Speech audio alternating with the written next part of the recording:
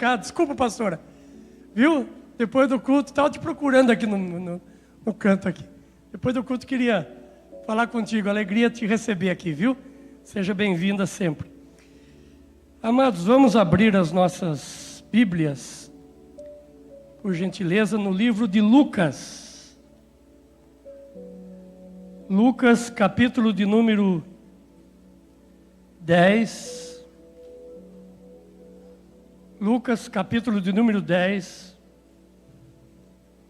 versos 5 e 6. Vocês tenham notado assim uma unção muito grande no louvor, né? Vocês perceberam como é que terminou o louvor hoje? Mas isso aí eles estão pagando um preço, irmãos. Eles estão orando, estão jejuando, estão se consagrando. Parabéns, Aline, parabéns toda a equipe. A gente chega aqui, o fogo está caindo ali numa sala do lado do meu escritório. Eles estão clamando a Deus, irmão, para poder ministrar para vocês. Então a gente está vendo assim que Deus está respondendo muito, né? Na quarta-feira, quem não veio ainda, venha na quarta da fé. Está acontecendo milagres, curas. Deus usando o pastor Jairo, o culto de quarta dele. Eu só dou a bênção apostólica aqui. Mas estou feliz de ver o que Deus está fazendo na nossa igreja. Então, busque mais a Deus, viva uma vida de mais oração, de jejum e de comunhão com Deus, que Deus vai responder, né, pastora? Pastora ali, ontem, saímos aqui num grupo, mesmo com a chuva fininha, fomos evangelizando aí de Virgílio até a Campos Sales. E Deus abençoe cada um dos irmãos, não vou citar nome porque são bastante, depois posso errar. Mas Deus abençoe, foi um lindo evangelismo. Pessoas se comprometeram de vir, quem sabe até vieram hoje de manhã, ou tem alguém agora à noite, que ontem recebeu um pirulito e um cartão aqui na Virgília ou na Campos Sales. Só não fizeram mais porque acabou o pirulito, né? Nós entregamos um pirulito e o cartão da igreja. E 200 pirulitos, 200 pessoas foram alcançados pelo evangelismo ontem à tarde. O próximo que tiver, põe no teu coração e com a gente. Uma caminhada gostosa, sossegada, sem pressa. Para descer foi bom, para subir foi um pouquinho mais difícil. Nós tivemos que parar numa sorveteria, mas não foi tão ruim, né? Lucas 10, versos 5 e 6. Ao entrardes numa casa, dizei antes de tudo, paz seja nesta casa. Se houver ali um filho de paz ou da paz, repousará sobre ele a vossa paz. Se não houver, ela voltará sobre vós. Eu quero hoje, com a ajuda e a graça de Deus, falar um pouco sobre casas que Jesus entrou. Casas aonde Ele procurou levar a paz. Querido Pai Celestial, aqui está a Tua Palavra, e a Tua Palavra, essa verdade absoluta, sobre a qual nós vamos compartilhar, ministrar. Espírito Santo, faz esse tratamento com a vida desse homem, dessa mulher, dessa família, desse casal, do filho, da filha, do parente. Trata conosco nessa noite mais uma vez, como tratou conosco hoje pela manhã, nesse lindo culto das 10 da manhã. E agora, Deus, que a palavra de sabedoria, a palavra rema, a palavra revelada, a palavra de conhecimento, a palavra que fortalece, que nutre, que abastece, que alimenta, esteja sendo ministrada, para que nós possamos começar uma linda semana e termos uma semana muito cheia da graça e do favor do Senhor. E dá-nos a graça, Senhor, de recebermos revelação sobre essas casas que nós vamos mencionar aqui, em nome de Jesus. É muito interessante porque Jesus diz, ao entrar numa casa, diga paz seja nessa casa. Isso pode ser um costume nosso. Ou você pode fazer isso, Reinaldo, Juliana, audivelmente, ou se você acha melhor não, para não constranger alguém, você pode ao entrar na casa dizer que a paz esteja entrando aqui. Todos nós já fomos em alguma casa que a gente não tem vontade de voltar. Você deve ter tido essa experiência. Graças a Deus, eu e a pastora Solange temos feito visitas na medida do possível. Ontem mesmo fizemos, depois da caminhada, ainda visitamos uma família muito abençoada que está conosco aqui e sentimos muita paz naquela casa. E graças a Deus, as casas que temos ido, temos encontrado paz. Mas existem muitos lugares onde você percebe que o ambiente é pesado, o ambiente é difícil. Parece que tudo que você vai querer fazer ali não funciona, não vinga. Parece que tem uma parede, uma barreira entre a gente e aquela casa, entre a graça de Deus e aquele povo que está ali, aquela família que está ali. Jesus entrou em algumas casas e algumas coisas aconteceram. Então eu queria falar da primeira casa aqui, que é a casa do casamento, lá em Caná da Galileia. Agora, o ano passado, né, porque agora já estamos no outro ano, nós estivemos em Caná da Galileia, eu, o pastor Jairo, alguns irmãos aqui, e ainda lá em Caná da Galileia, né, Jairo, tem aquele vaso de azeite, né? Ele é preservado lá para quem quiser conhecer. E é uma casa mesmo, nós entramos assim, parece um corredor, várias casas, você chega nessa, onde diz ser o lugar onde Jesus fez a multiplicação ou a transformação da água em vinho. Dá uma olhada comigo em João 2, pega João capítulo 2, do verso 1, por gentileza. João capítulo 2, verso 1, diz assim: 3 dias depois, houve um casamento em Caná da Galileia. Achando-se ali a mãe de Jesus, Jesus também foi convidado. Eu acho que o grande segredo está aqui. Aqui começa o segredo da nossa casa, irmãos. Já que vamos falar de casas hoje. A presença de Jesus. Às vezes nós levamos pessoas na nossa casa e nós mostramos tudo que tem na nossa casa. Mas é muito importante quando alguém entrar na nossa casa dizer: Jesus também está aqui. Jesus foi convidado e com os seus discípulos para o casamento. Verso 3. Tendo acabado o vinho, a mãe de Jesus lhe disse: eles não têm mais vinho. Verso 4. Mas Jesus lhe disse: mulher, que tenho eu contigo? Ainda não é chegada a minha hora. Verso 5. Então ela falou aos serventes. Olha outra revelação aqui. Ela disse aos serventes: fazei tudo o que ele vos disser. Por isso, irmãos, e aqueles que estão nos assistindo pela internet, que nós admiramos Jesus, que nós adoramos Jesus, nós honramos Maria, nós reconhecemos quem foi Maria, né? Maria, uma mulher de Deus, uma mulher santa, correta, separada por Deus. Não é à toa que foi a mãe de Jesus, mas quem fazia os milagres era Jesus. Tanto é que a própria Maria disse: faça o que ele vos disser. Ou seja, Maria está dizendo, é ele que tem todo o poder para resolver esse problema do casamento aqui. Por isso que nós costumamos fazer nossas orações a Jesus. Continuando o verso 6. Estavam ali 6 talhas. Há quem diga, né? Eu não sei se o pastor Jairo conversou com o nosso guia lá aquele dia sobre isso. Era uma das coisas que nessa próxima ida nós precisamos conversar lá. Porque há quem diga que essas 6 talhas também tinham um significado. Não sei se você, pastores que estão aqui, nós temos muitos pastores e pastoras. Essas 6 talhas, o número 6 é a representação do número do homem.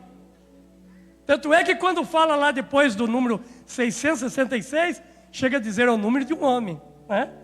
Então o homem representa esse número incompleto. Qual que é o número perfeito, o número de Deus? Número 7, um número a mais. Então estava ali 6 talhas representando o homem, a festa, a alegria do homem, que os judeus usavam para purificações, e cada uma delas levava 2 ou 3 metretas. Verso 7. Jesus disse: enchei de água as talhas. Eles a encheram totalmente. Verso 8. Então determinou: tirai agora e levai ao mestre Sala. E eles o fizeram. Verso 9. Irmãos, presta atenção nesse verso. É um estudo bíblico. Fica com a Bíblia aberta aí, que hoje é um estudo bíblico aqui, né? Tendo o mestre de sala provado a água transformada já em vinho, a hora que saiu da água, chegou teu mestre, já chegou, era vinho. Olha a expressão, essa expressão é interessante. Não sabendo de onde vieram. E quem que sabia, irmãos? Os serventes. Diga assim, ninguém sabia que a água tinha se tornado em vinho. Mas quem servia, sabia. Quem serve, sabe. Quem serve tem esse privilégio. Quem serve vê o milagre primeiro, irmão. Sirva a Jesus. Sirva na obra de Deus. Sirva na onde você for chamado. Porque quem serve vê o milagre primeiro. Continua, verso 10. E lhes disse, todos costumam por primeiro o bom vinho. E quando já beberam fartamente, aí serve o inferior. Porém tu guardastes o bom vinho até agora. Verso 11.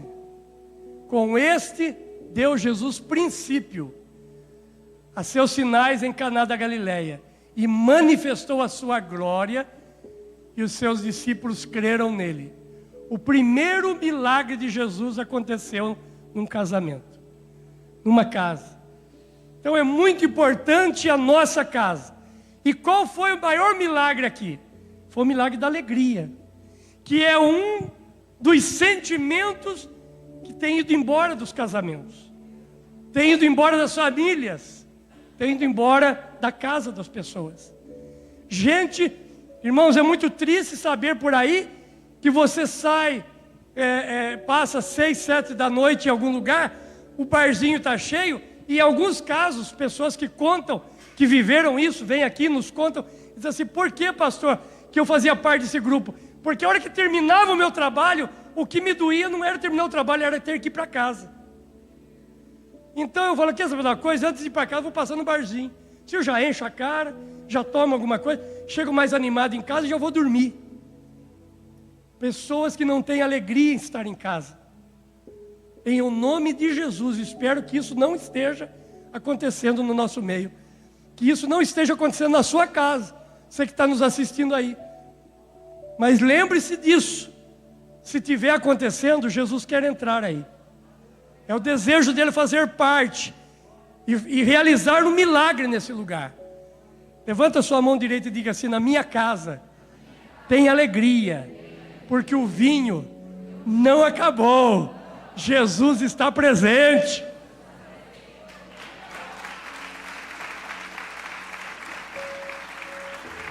Aleluia. Segunda casa, porque são várias, vamos ver se dá tempo de falar de todas. Pega Lucas, aí mesmo, né? Você vai ver que a maioria das casas é Lucas. Lucas capítulo de número 4. Olha outra casa que Jesus entrou. Primeira casa, alegria. Segunda casa, Lucas capítulo de número 4. Vamos ler juntos os versos 38 e 39. Lucas 4, 38 e 39 diz assim. Deixando ele, Jesus, né? Deixando Jesus, a sinagoga foi para a casa de Simão. Ora, a sogra de Simão achava-se enferma, com febre muito alta. E rogaram-lhe por ela, verso 39. Inclinando-se ele para ela, repreendeu a febre, esta o deixou e logo se levantou, passando a servi-lo. Você está vendo que a palavra servir aqui está dentro da casa? É muito bonito isso, né, irmão? Por isso, o jovem que está aqui, se a sua noiva, a sua namorada não serve na casa, cuidado. Você pode chegar em casa aí um dia, depois de casado, e a casa está uma bagunça. Quem não serve em casa, para o pai e para a mãe, pode não servir na sua casa como mulher também. Então vamos... fui pesado agora, né, irmão? Peguei pesado agora, mas... ela está doente, irmão. Aí ela pode dizer assim, eu estava doente, Jesus orou, eu me curei, mas eu estou cansado, estava doente. Ela levanta e já começa a servir. Mas não é sobre isso que eu quero falar. Eu quero falar que a primeira casa é alegria. E a segunda casa é cura. Jesus tem cura para nós. Nós cremos na cura. Aqui, especialmente na quarta da fé, que está sendo um culto evangelístico, está havendo desafios de cura. E estamos ouvindo testemunho. Inclusive, precisa passar aqui, filho. Precisa alguém gravar ou falar aqui, ou você fazer uma entrevista.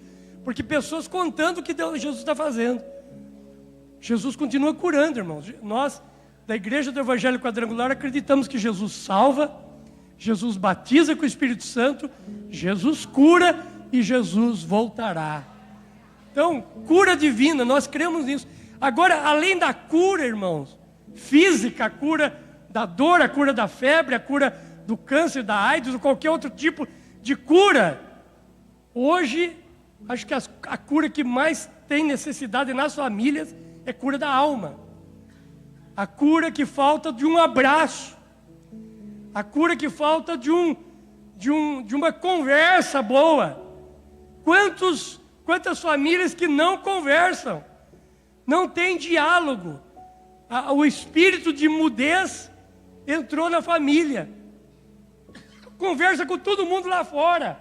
Conversa no trabalho. É falante. Em casa é mudo, é muda. Não há conversa. Precisa conversar, a família precisa. Você precisa ter um tempo de bater papo. Um tempo de conversa, de trocar ideias. Conversar sobre a família, sobre os filhos. Sobre como é que eles estão na escola. Como que está indo os projetos de casa. Outra coisa que cura é beijo, irmão.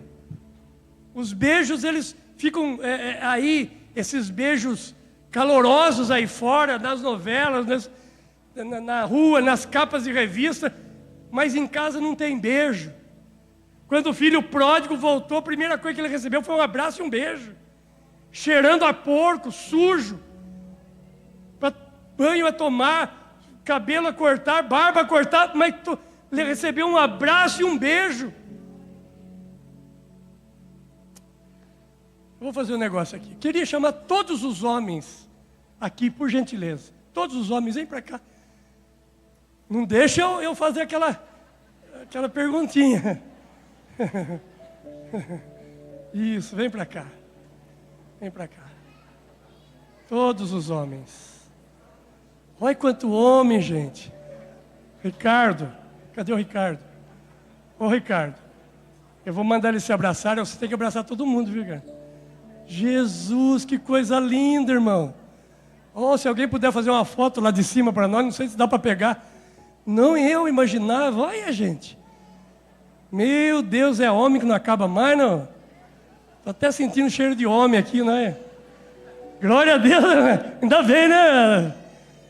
Queridos, por um minuto, e eu vou fazer isso junto com vocês, Marquinho, solta um fundo musical aí, Marco.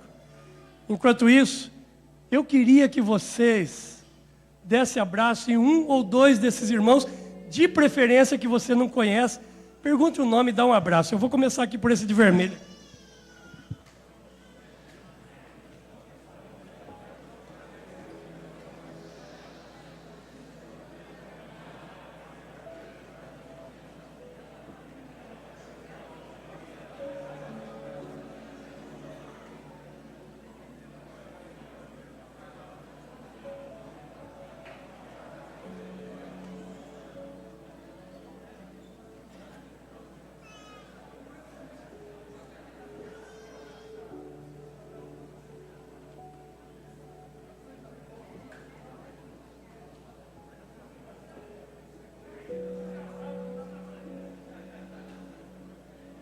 Pode abraçar, gente. Se quiser abraçar mais, pode. Já abracei ali o Hélio, já abracei alguns ali, ó.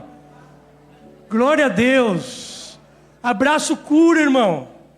Abraço faz bem, Sara. Isso. Os abraçados podem voltar para os seus lugares. Abraço, pergunta o nome. Eu estou contente de te abraçar, irmão. Diz o nome aí. Isso. Glória a Deus. Eu chamei os homens, irmão, porque homem às vezes é meio ruim de abraço, já reparou, irmão? Homem não é muito chegado de abraço, não. Fala assim, eu vou ficar abraçando aí, o que vão pensar de mim, né? Homem é assim. Homem só pega na mão assim, e tem uns que pegam na mão da gente, parece um alicate, né? quase quebra. É tão forte que é, né? Agora eu queria chamar as mulheres. Vem cá, todas as mulheres. Vem cá, mulherada. Eu não sei se vai caber vocês aqui, mas vem cá.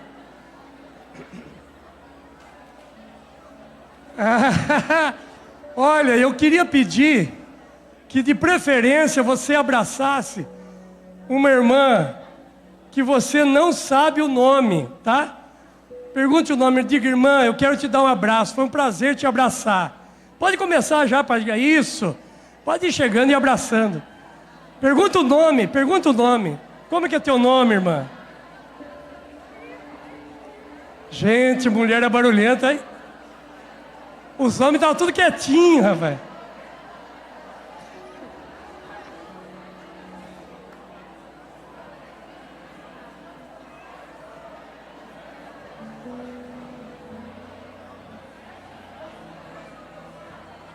Não dá para abraçar sem fazer barulho?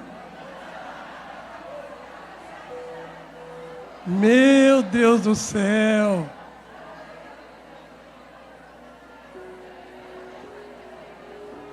Irmão, e tem umas que abraçou 30 já, ué. A gente abraça os 3, o 4 já acha que é muito. Tem umas irmãs que não param de abraçar, ué. Glória a Deus. Pode voltar. Quem já abraçou, pode voltar. Aleluia. Glória a Deus. Ó, silêncio. Aleluia. Glória a Deus. Você viu, Luiz? Glória a Deus. Glória a Deus. Aleluia.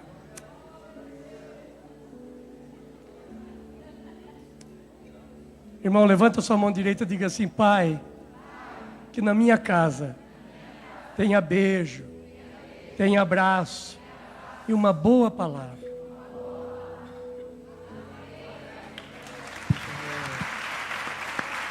Aleluia! Oh! Irmãos, é comprovado isso. É comprovado isso, não é, Zé Francisco? João Francisco. É comprovado. É comprovado que o abraço cura. Isso é... Não sei se tem psicólogo aqui. Normalmente a doutora psicóloga vem de manhã.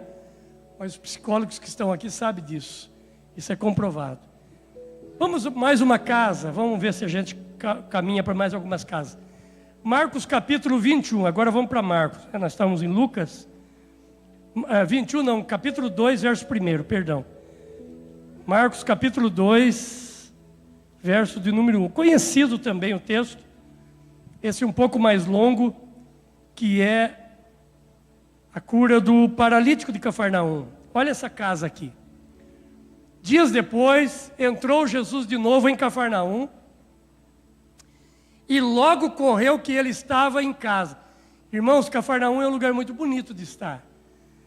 Que você possa ir com a gente para Israel, um dos lugares que você vai conhecer é Cafarnaum. Lugar bonito mesmo. Verso 2. Verso 2. Verso 2.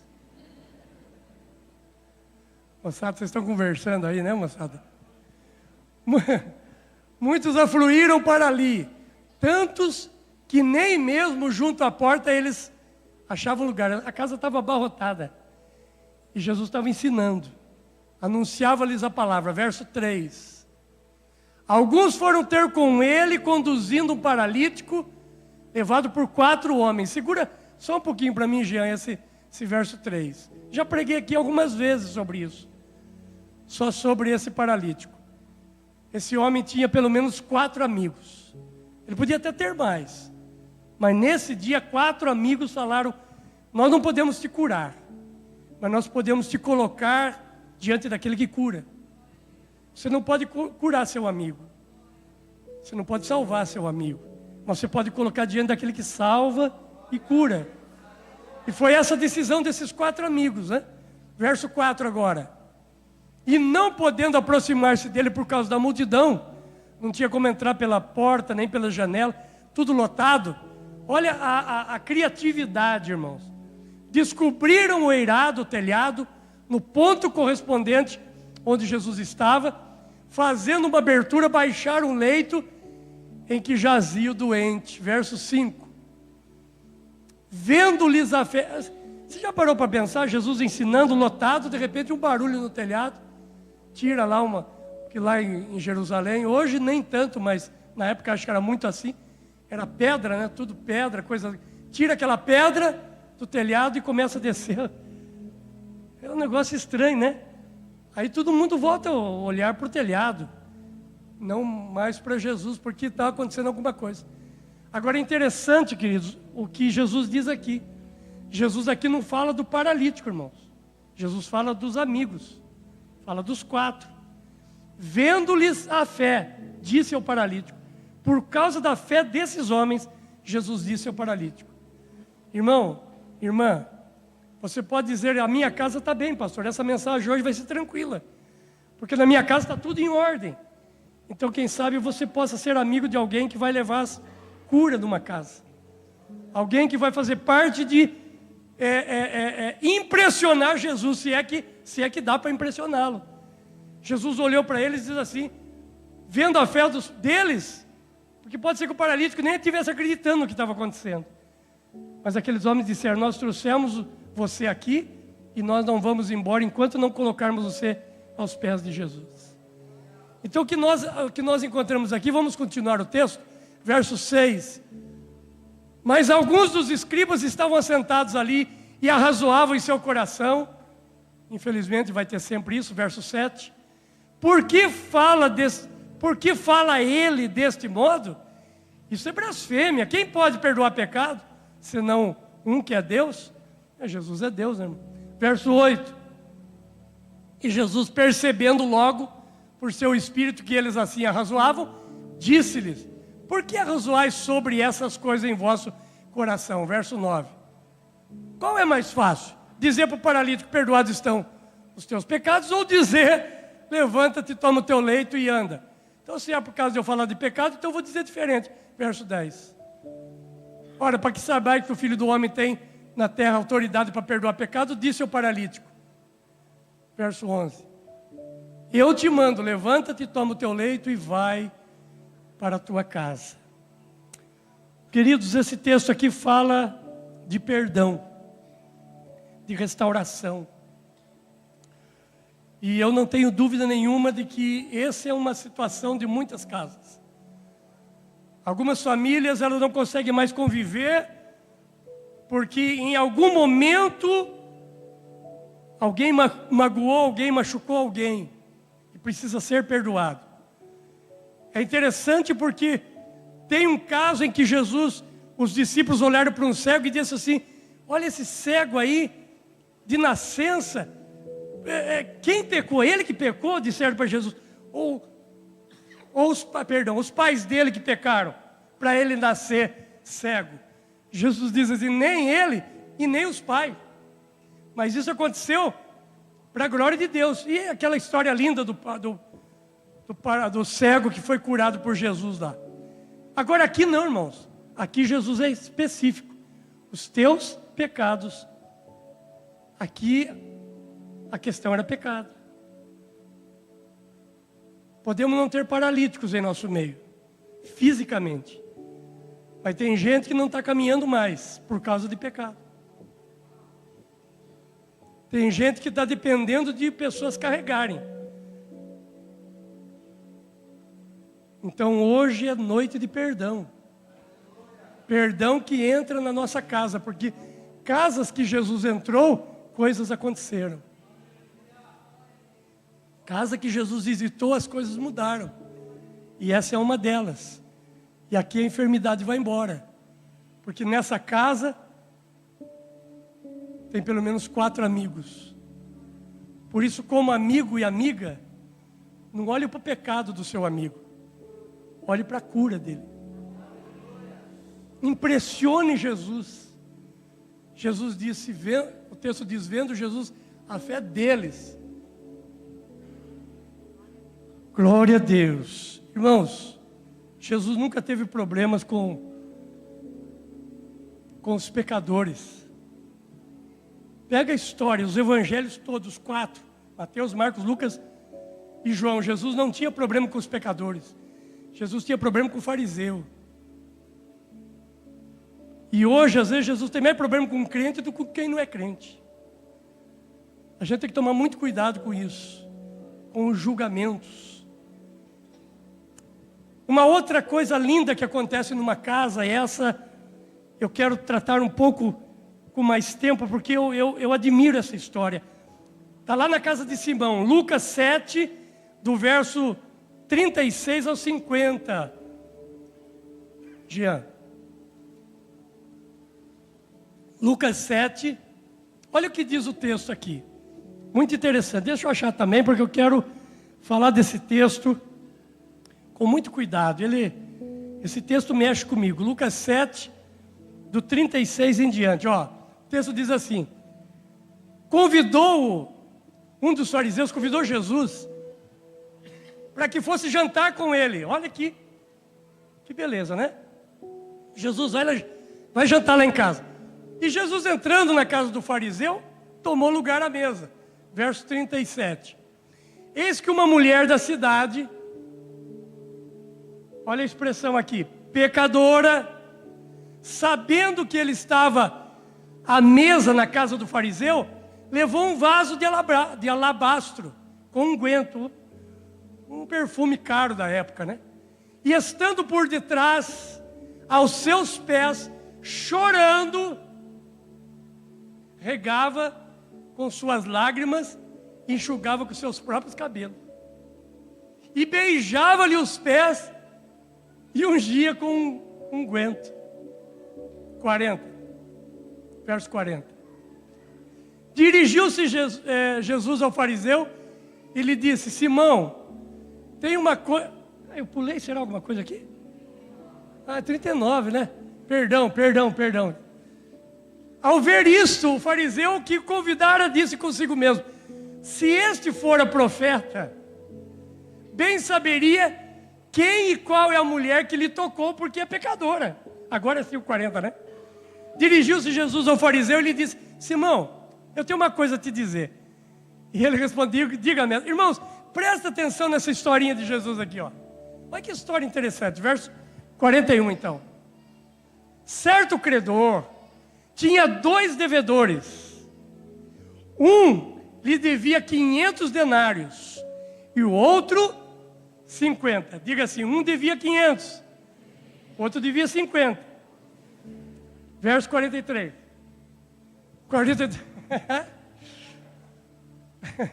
Me ajuda a pregar isso, Lange. Não tendo nenhum dos dois com o que pagar, perdoou-lhes a ambos. Qual deles, portanto... Irmãos, essa é a pergunta. O segredo está aqui. Qual deles, portanto, o amará mais? Quem? Verso 43. Respondeu Simão: suponho que aquele que mais perdoou. Né? Um deve 500. Ele perdoa. Outro deve 50, ele perdoa. Quem que vai amar mais? Quem foi mais perdoado. Jesus disse assim: julgaste bem. Olha o 44, que lindo.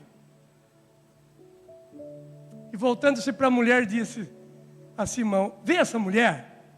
Eu entrei na tua casa e não me deste água para os pés. Era costume da época, né? Lavar os pés. Não me deste água para os pés. Essa, porém, regou os meus pés com lágrimas e enxugou com o cabelo. 45.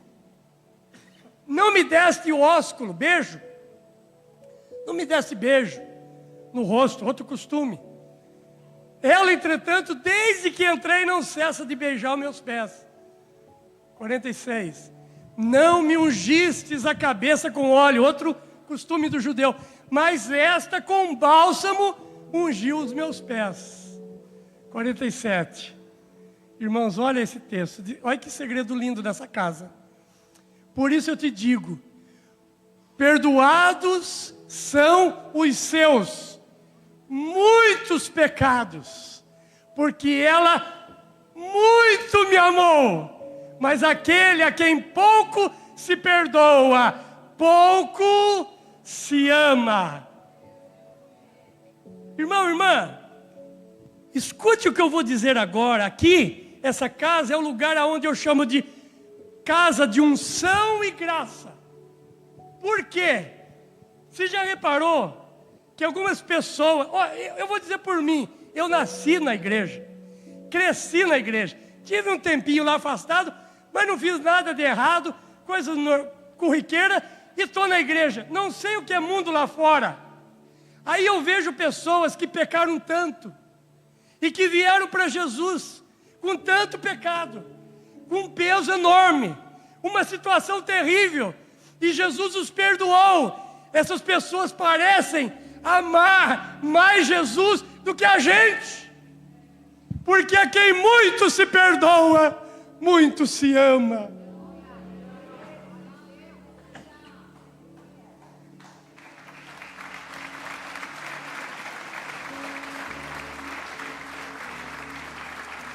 Aleluia, aleluia. Por isso, quando você ouve falar, esse moço é salvo, veio lá do PCC, veio lá das drogas, veio lá do crime. Se olha para aquele moço, para aquela moça, veio lá da prostituição, veio lá do lamaçal. São pessoas que parecem ter um amor por Jesus, que a gente admira. Que possamos amar mais a Jesus, porque Ele perdoou os nossos pecados. Olha como Jesus olha para o pecador. Jesus olha e diz: a quem muito se ama, muito se perdoa. Em nenhum momento essa mulher fala, essa mulher faz. Glória a Deus. A casa de Simão foi um lugar onde tinha unção e graça. O que é graça? Favor imerecido. Não mereço, mas Ele me ama. Mas um escritor aí, que fugiu o nome dele agora, acho que é o Max Lucado, se não me falha a memória, ele diz assim: eu não posso fazer nada do que eu fizer fará com que Deus me ame mais do que Ele já me ama. E também nada que eu fizer fará com que Ele me ame menos do que Ele já me ama, porque Ele me ama na medida certa. Ele não ama você menos, irmão, irmã, do que ama esse outro que está do teu lado, essa outra que está do teu lado, porque Ele já ama na medida certa. A diferença é que alguns agradam mais a Deus. Você tem filhos, às vezes tem um filho que dá mais alegria para você, mas você não ama mais ou menos. Eu amo mais esse, menos esse outro. Não, você ama igual. Às vezes até parece que o que dá mais problema é aquele que você mais se preocupa, né? Porque o amor de Deus é assim. Se eu, pai, tão cheio de falhas, amo meus filhos assim, você ama seus filhos assim, quanto mais Deus, irmã Cida, nos ama por igual. Aleluia, aleluia.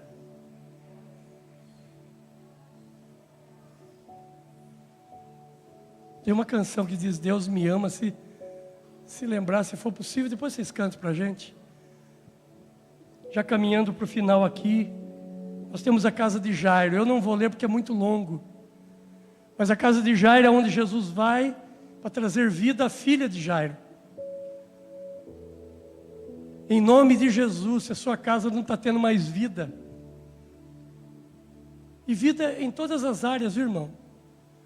Não briga com a criança que derruba o chocolate lá no sofá, que pisa com o pé. Não briga com o marido que às vezes deixa a toalha molhada. Seja uma casa que tenha vida. Toalha molhada é vida também. Devagar ele vai aprender, né? Não deixa ele sem café, sem almoço por causa disso. A nossa casa precisa ter vida. Lá em Mogi Guaçu, nós oramos por uma família que o marido não recebia ninguém na casa, porque se recebesse ele tinha que lavar a casa inteira depois. Lembra disso, Solange? Ele tirava os sapatos para entrar na casa, lembra, Solange?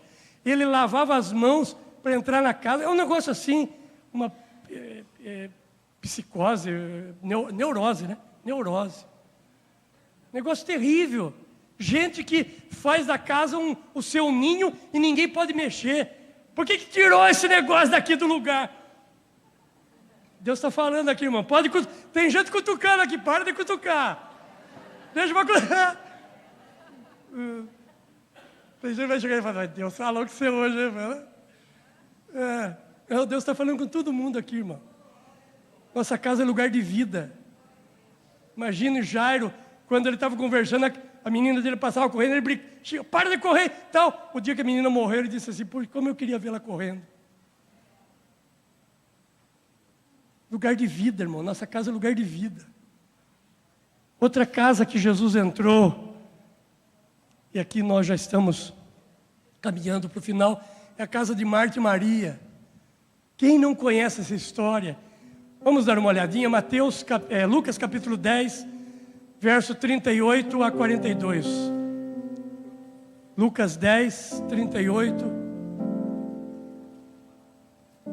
a 42 diz assim: indo eles a caminho, entrou Jesus num povoado. Certa mulher chamada Marta hospedou na sua casa. E tinha ela uma irmã chamada Maria. E esta quedava-se, assentada aos pés do Senhor, ouvindo-lhes os ensinamentos. Verso 40. Marta, agitada de um lado para o outro, ocupada com os serviços, então se aproximou de Jesus e disse: Senhor, não te importa que a minha irmã me tenha deixado para servir sozinha? Me deixe servir sozinha? Ordena para que ela venha me ajudar. Verso 41. Respondeu-lhe Jesus: Marta, Marta, você anda inquieta, te preocupa com muitas coisas. Entretanto, pouco é necessário, ou mesmo só uma coisa. Maria, pois, escolheu a boa parte, e essa não lhe será tirada. O que tinha nessa casa? Gente que separava tempo para ouvir a Deus. Tem que trabalhar? Tem, irmão. Todos nós temos que trabalhar. Você já reparou que a gente tem tempo para o trabalho, para academia, né? Nunca se teve tanta academia no Brasil, né? Onde a gente passa tem uma academia. Abriu alguma coisa, o que é uma academia? As pessoas estão preocupadas com o corpo, cuidando do corpo, não tem pecado nisso também. Mas se nós temos tempo para academia, tempo para o shopping, tempo para televisão, alguns, desculpa falar assim dessa forma, alguns ainda assistem Big Brother. Como é que você consegue sentar e ficar ali, não sei se é 1 hora, 2 horas, quanto tempo é, assistindo um negócio? Não vai ter tempo para Deus, irmão. Tem que ter tempo na nossa casa para uma leitura bíblica. Tempo na nossa casa para um momento de oração.